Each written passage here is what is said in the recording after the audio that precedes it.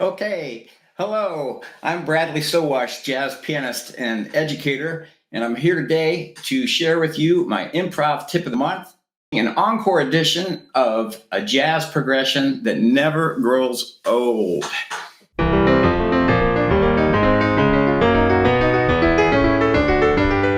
This is a progression that you'll find from the earliest days of jazz up until something that's probably being written this afternoon. It's a mini progression, or what I call a cell, a little hunk of a jazz progression, kind of like 2-5-1 if you're familiar with that, but it's not that.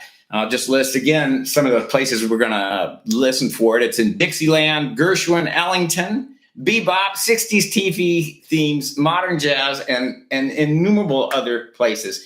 In fact, it's a great one just to have in your bag to throw out. Maybe you're ending a blues or a boogie or a little improvisation and you're looking for one of those stock endings that can be used that way. So let's listen to some examples of it first. This is a tune, one of those tunes that never, ever grows old. You probably first heard it on an ice cream truck, depending on your age, or maybe you heard it in the great Robert Redford, Paul Newman movie, The Sting. So I'm going to play it in my own way.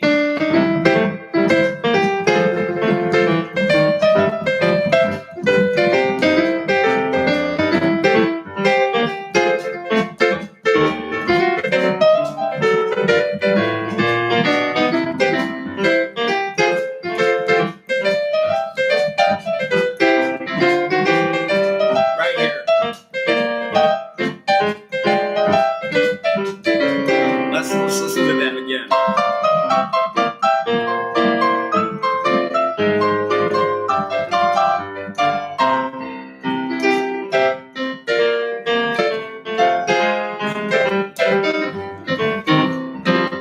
So this must have been a very used progression around New Orleans around the turn of the century, because it shows up in all kinds of traditional Dixieland music. It shows up where ragtime begins to overlap with the birth of jazz, as we just heard. Let's listen to some more examples of where this mini progression shows up.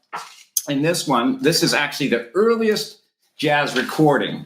If you look at Ken Burns' wonderful jazz series about the history of jazz documentary, and then there's a accompanying anthology. This is featured. I couldn't really understand why it was featured initially because it's kind of silly. It's a bunch of musicians imitating barn animals.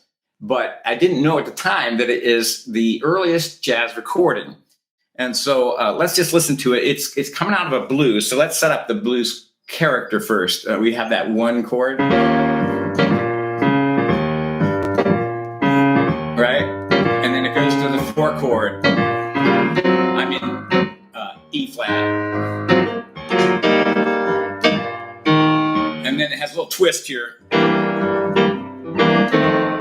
with that 5/5. That doesn't really matter. That's just to kind of get the blues character in our head. Now let's listen to what they did with this. Right there it was. Listen to that again.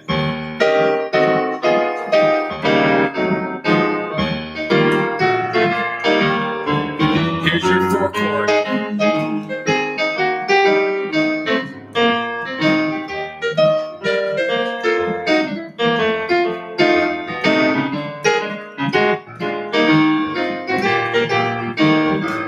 Again, the mini progression.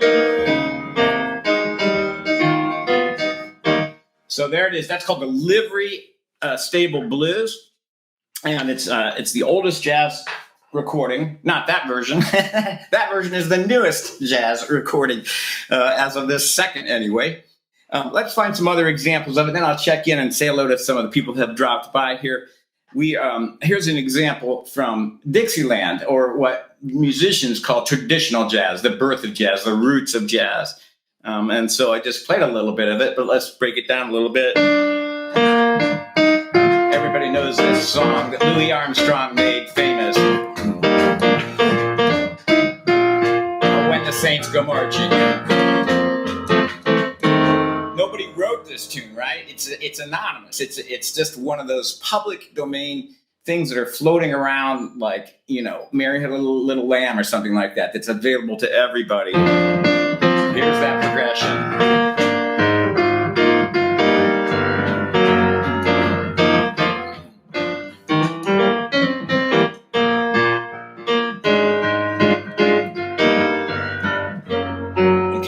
So there it is in that. Here's another one. And by the way, both these tunes, When the Saints Come Marching In and this Basin Street Blues, another very important early jazz public domain tune. Let's have a listen to this other one. So traditionally it starts with a single line like that, and then the band comes in.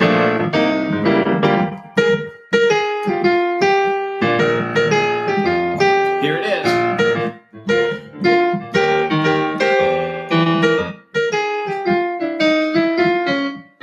What a great line, right? That is. But let's listen to that part that is I'm referencing today. There's that same mini progression that we hear in early jazz. Let's just jump around now to another use of this tune, which is a Boogie Woogie. You hear this all the time in Boogie Woogie endings. So I'll do kind of playing so much swing music. Maybe we'll do this as a more of a straight ahead rock feel, more like Jerry Lee Lewis.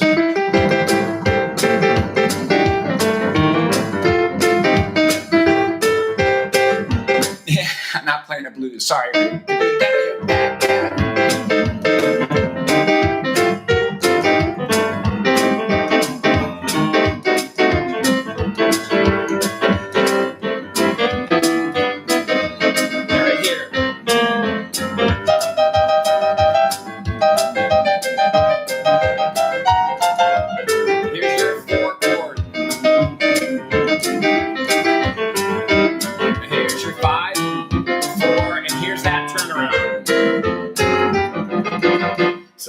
Again, it went by fast. Okay, so check that out. I'll come in and check those comments in just a minute. In fact, let me just do it right now. I just see so many. Diana says, well, I should remember this from last month, but I don't remember the chords. She says, Alice, thanks for stopping by. I found my notes from last month, she said. So she's taking a little bit of a cheat. Don't tell us so. You got too many styles in your head, Bradley. Yeah, thank you for that. I have spent a lifetime of dissecting American popular music styles. I love to deconstruct music. As a kid, I loved taking apart radios and clocks and things like that. And as I became a musician, I still take apart instruments, but I love taking apart musical styles, figuring out what the commonalities are and sharing them with you. So Jim Lamb's here. Thank you for dropping by, Lori. So many names here. So I'll just get on with the content here. Thank you so much for being with me. It means a lot. I don't like to teach just to a camera. So I like to teach to knowing there are real people behind me. It's just my performing nature, I suppose. So let's look at another one that you surely will recognize. There's many instances of this in the great American crossover composer, George Gershwin. What I mean by crossovers, he really helped bridge the gap between what was essentially a Black American style for a white American audience by bringing jazz licks and influences into the high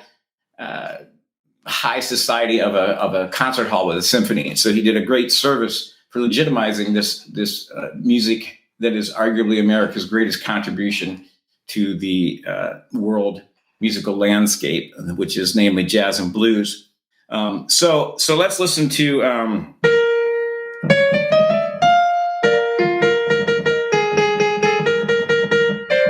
Okay, so it's it's in the Rhapsody in Blue.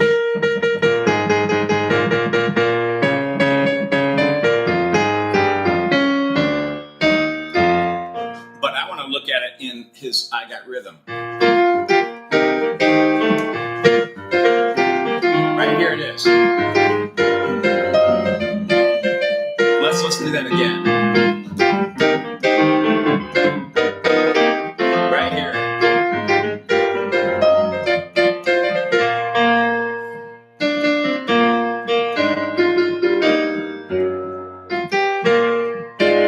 So you can hear, I just referenced When Saints Go Marching In. Gershwin is consciously borrowing from the great jazz tradition with that progression. Here's an example of it in Duke Ellington. There's a stock ending that jazz musicians call the the Duke Ellington ending or just the Ellington ending in the same key. It sounds like this.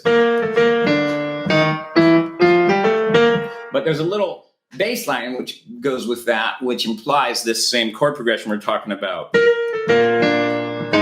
Let's see.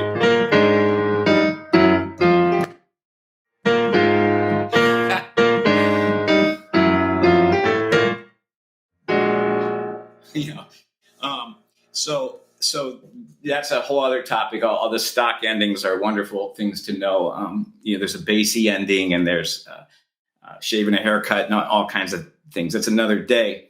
Let's look at some modern jazz here. Many of us, we just finished a Latin jazz live online piano course called Latin Jazz 1 and Latin Jazz 2, in which we studied St. Thomas.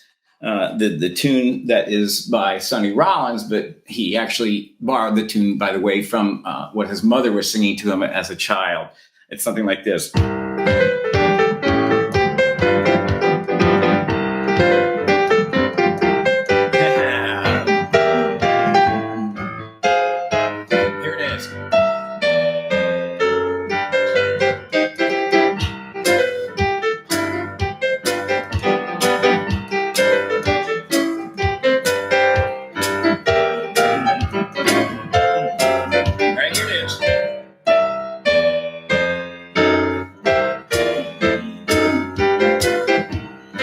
Here it is. In BeBop music, right? So this is Felonious Monk, who was working with Dizzy Gillespie and Philly Joe Jones and the musicians who were transforming big band popular jazz music to a small ensemble of usually a quintet playing much more complex music. And so here it is in his writing.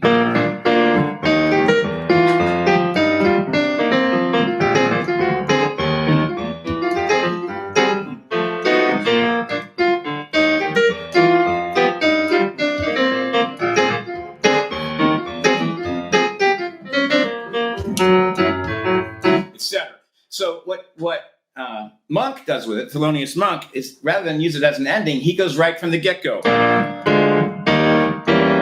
and puts a little melody to that.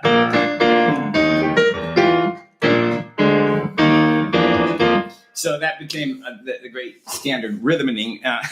By the way, I sing this to my granddaughter. Boom, dum, doo, doo, ba-da, holding her in my lap. Ba-doo, ba-doo, pow! And I toss her in the air a little bit, and she giggles. And now it's when I just start that much, dum dum dum da ba da, she starts giggling. So she's getting a jazz education at 16 months. So just a couple more, two more here. Television themes.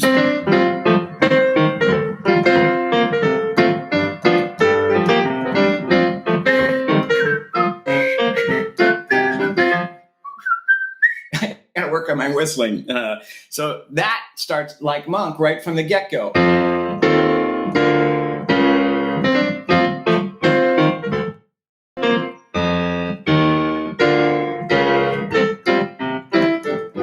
It's just a great progression that is, the Andy Griffith theme. And let's listen to one last one, and then we'll talk about it a little bit more, break it down. And that is the Flintstones theme. I'll play a little bit slowly so we can hear it.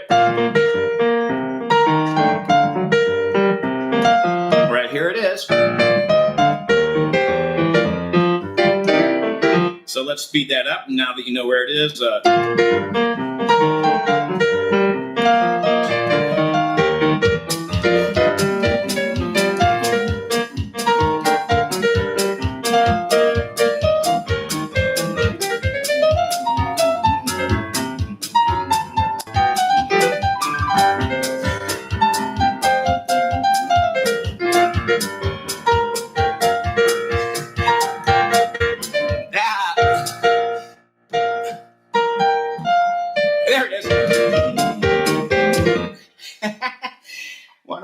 Are playing a whole bunch of song snippets or song sippets is that hard to take a chance to get into it. You got to pull that excerpt right out. So excuse me if I mix them up a little bit in my head as I just did there. So we're 1/3 of the way through this little class today, and we've been looking at a jazz progression that never grows old, a mini progression, a cell. I'm Bradley Sowash, in case you're just tuning in, a jazz pianist and educator. And we've looked at many examples of this tune. Let's take a quick check-in and see if there's anybody checking in. Paulette says, what was that Monk tune? It's called Rhythmening. And thank you for dropping by from Canada, Michelle. And thank you for making your comments here. A few of the messages are retracted, so you can't use bad words on YouTube, or maybe you just changed your mind. So let's break this down. What is it? So what is this great progression? It is this progression. I'm just going to show it to you on a piece of paper first, and then actually it's not paper, it's a whiteboard here. And I've lost a little bit of ink on it right there on my G, but here it is in its basic form. It's in C major. It's C, C7, F, and F minor. And this is the way it shows up earliest in jazz from my research as in sort of a straightforward direction, I guess. I'll show you the direction in a minute. So we could call that, a 1-7. That's not proper analysis, but just think about it. 1 in the key of C is a C chord, and then a C7 is a 1 with a 7 on it, and then an F is the 4, and then we could call it a minor 4. So the quick way to think about it is it's a 1, a 1-7, a 4, and a minor 4. That's not actually accurate from a functional harmony point of view, but it's easy to remember. So let me show you how it usually breaks down in the music here using my chord stacker here. This is a teaching aid I like to make and sell to my teacher friends. I started teaching with this with my own students, made some videos, and people asked about it. So I make them available. Believe me, I don't rely on this for my income. It's just there if you're interested in manipulatives as a way to reinforce your chord study as either a student or teacher. Anyway, C is the chord. We might even call it C, E, G, C, just to give it more lines. But I arranged the C7 in this case with a B flat on the bottom. So it's inverted in a version that has the 7th on the bottom. And the F chord, or the 4 chord, has the 3rd on the bottom, and the F minor has the 3rd on the bottom as well. That's because that creates a nice little bass line. C, B flat, A flat. So even onto itself, just playing that, we can hear it, that progression in action. And it naturally drives home to a dominant sound, or the 5 chord. Except most often, this is a sus chord, or more even often than that, I call it a double suspension. It's a 1 chord over the 5. It's easier to say just what it is than to explain it. It's a C chord over a G. That completes the bass line. So we have C, C7 over B flat, F with an A on the bottom, and then an F minor with an A flat on the bottom. And then that brings us to a G or a C over G. That then becomes a G. Okay, so that's the descending version of it.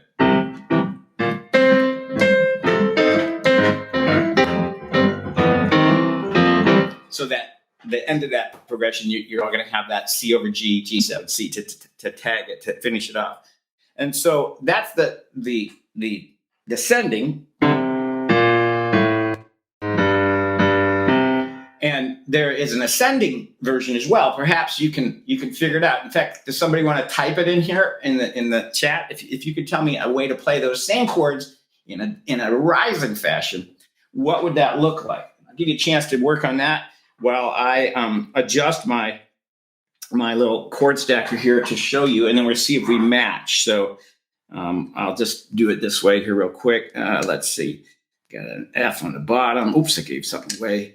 And this is a fun thing to have students do and race to do. So in some cases, you can make a little game out of it that way. So while you're thinking, what is the ascending version? How could you make a bass line that rises through those same chords? Just move this down a little bit, and we'll have it on my little chord stack here. I could, and let's take a look and see if anybody got it. All right, what do we got? The bass line is taking a walk this day. Exactly, yeah, those passing bass tones. I don't see anybody dropping in with the rising version, so I'll just share it with you right now, and it looks like this. Oh, dropped one of these. These are meant to be side, on a table, not being held up. So here it is, a C chord, a C7, but with an E in the bass. Yeah. Miller Music has it, right? Yeah. G, E, F. My brain is still thinking, Susanna. I like that you're participating here with me. So here it is, C, and then the C7 has an E in the bass. So that's rising, C, C7. Now the B flat's still there, but it's on top. And then the E brings us to that F. And we could go on to F minor, but to keep the line going, a lot of people will play an F sharp diminished 7 chord. Let's listen to that for a minute.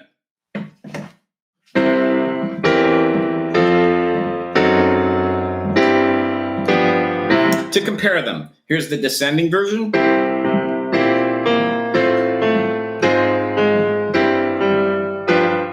And here's the ascending version.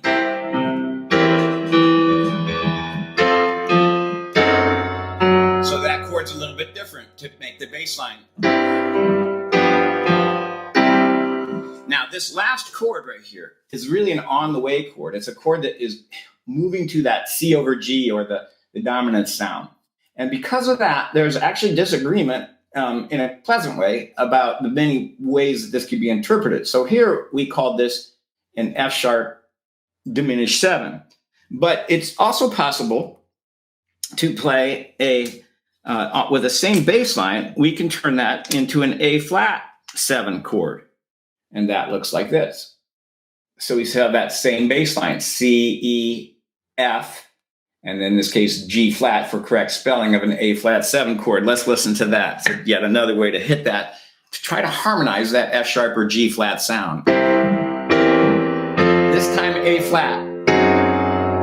You recognize that sound, right? Let's hear it once with diminished, once with A flat 7. Diminished. A little bit more old-fashioned, I think, more ragtimey. And then the A flat 7. Oops. Just one more variation on this. I didn't bring the right notes for that to add to my little chord stacker here. But if you had a D available, you could turn that last chord into a very interesting chord, which is a D7 flat 5. The notes are D, F sharp, A flat, C. You can hear how it really needs to move. So that would sound like this. Here it is. Sorry. And you're going to find that chord.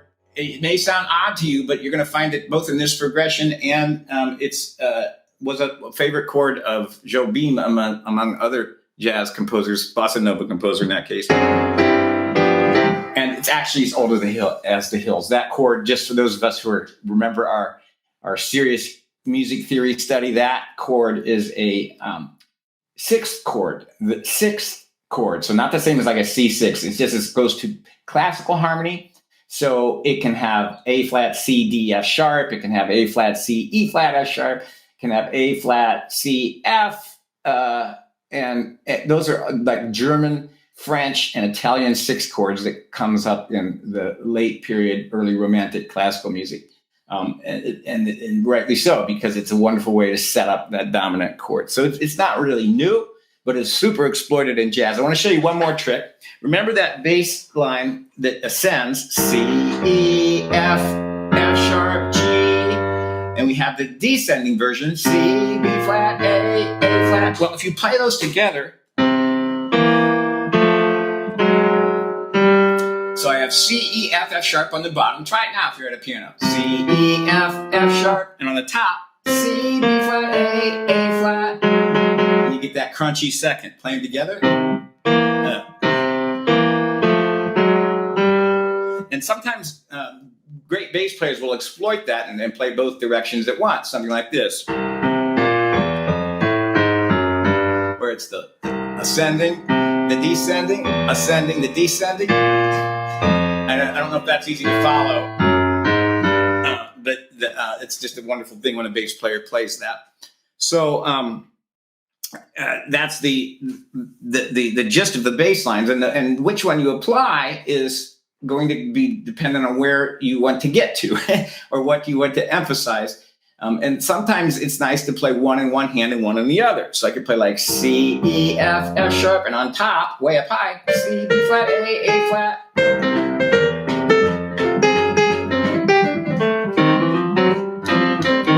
So it's just a golden little mini progression to have in your bag. And if we want to break it down, we could. I'll just lay it out for you, classical folks, one time here, which is it actually be a 1.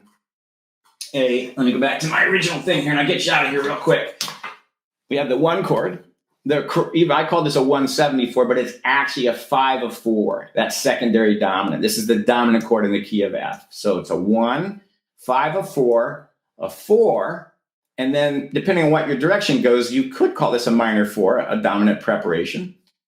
You could also call it a variation of a 2 chord, D, F, A flat, C. And if we're going the other direction as an A flat 7, you could call it a substitute or a tritone sub for a D7. So this is that challenging chord. When you're in a jazz setting, you can play either one or any of those variations, and it'll sound okay because it's by nature a clashy, rubby, dissonant chord that sets up the suspended chord that follows it. So it doesn't matter so much, even if you play something as unlikely as an A flat 7 and the bass player plays an F sharp, it works. Or if you have an F minor and the bass player plays an F sharp, it works. Sorry. You know, you kind of, you hear that rub. So it doesn't make any sense. And I remember as a music school composition graduate that when I came out and started playing more and more jazz, I didn't understand how to justify that chord, but it's just an on the way passing chord. And that's what it goes to. So I'm going to leave you here in just a minute. I want to check in real quick. Augmented 6. Oh, those were the days, says Michelle. I know we were tortured in our music theory classes. So I'll just leave you with a couple thoughts on ways to apply this to your playing. I know that theory unto itself is fun to learn about, fun to learn these little gems, nuggets I call them. But one of them is to play them as an introduction. So here we are in the key of C.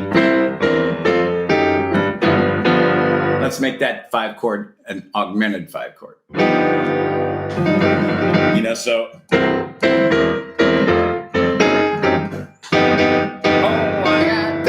just really says we're about to play something, right?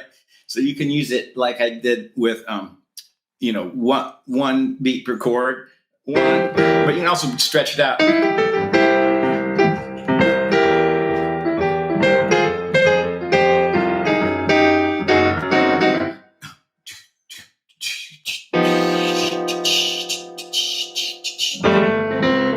I think that was 4 beats per chord, so you can compress it or put it around. You can also just use it as a turnaround at the end of a tune. So I showed that on the blues. Let's do it with the jazz blues this time.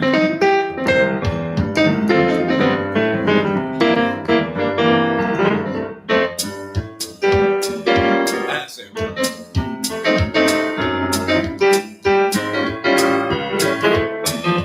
Here we go.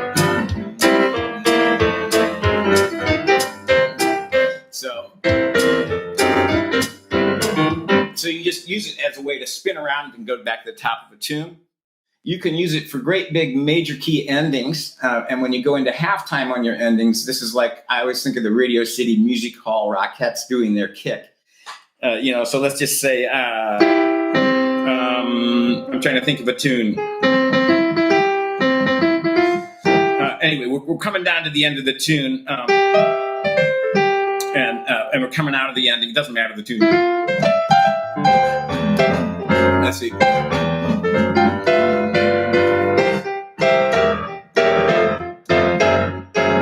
That halftime where the speed cuts. And it works for swing or straight eighths.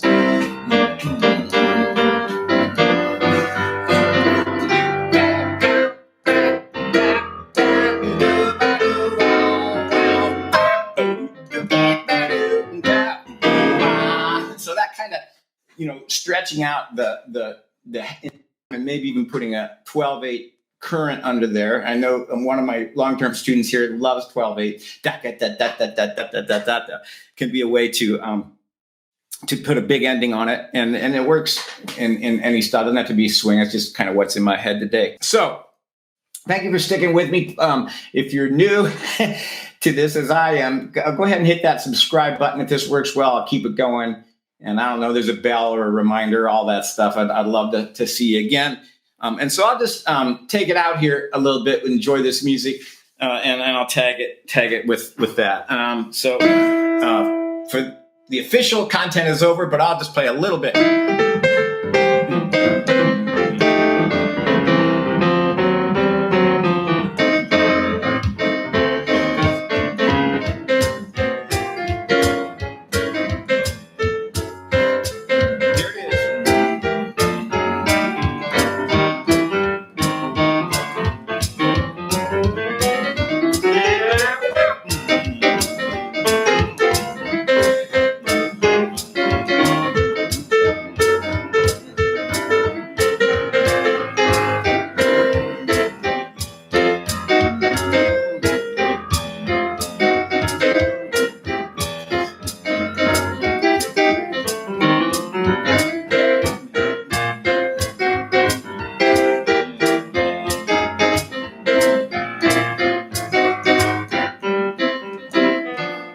Here's my signature tag.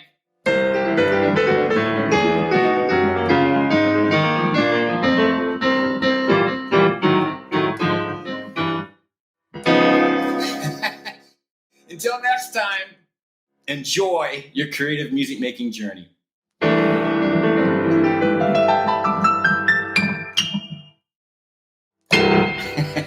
Bye for now.